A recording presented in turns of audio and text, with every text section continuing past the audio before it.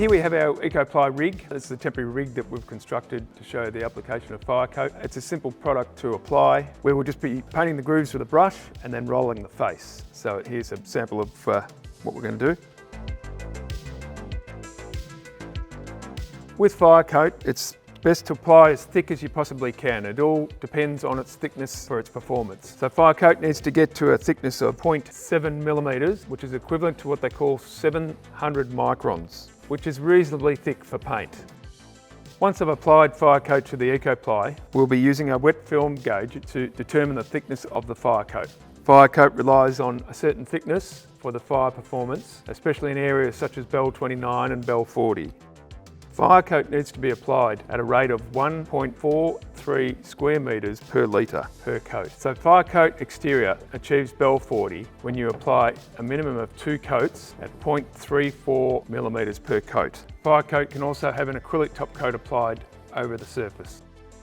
As you can see, FIRECOAT Exterior goes on very easily with a roller, very similar to any other acrylic paint. So what I have here is a wet film thickness gauge. This is a tool that is used by professional painters to measure the thickness of their paint on the substrate. And here I'm going to show you how to use it. So here we have our wet film thickness gauge, and we're going to measure the thickness of our applied FIRECOAT. We push it into the substrate. Now what we need to do, these corresponding teeth have different thicknesses. At the moment we can see the thickness gets all the way to 700 microns and possibly almost 800 microns. If it gets to 700 microns, then we know that we have enough thickness. So here I have a spray gun and we're going to apply FIRECOAT Exterior. For this application I'm using a Wagner Flexio 590 with a texture attachment. They're available at specialist paint stores and also hardware stores. As with any spraying of any product, eye and throat protection is important. I wear safety goggles and a minimum P2 mask so that you don't inhale airborne paint particles. Spraying is a very good way of applying larger quantities of FIRECOAT. Spraying puts on the FIRECOAT in a uniform thickness and is very easy to use.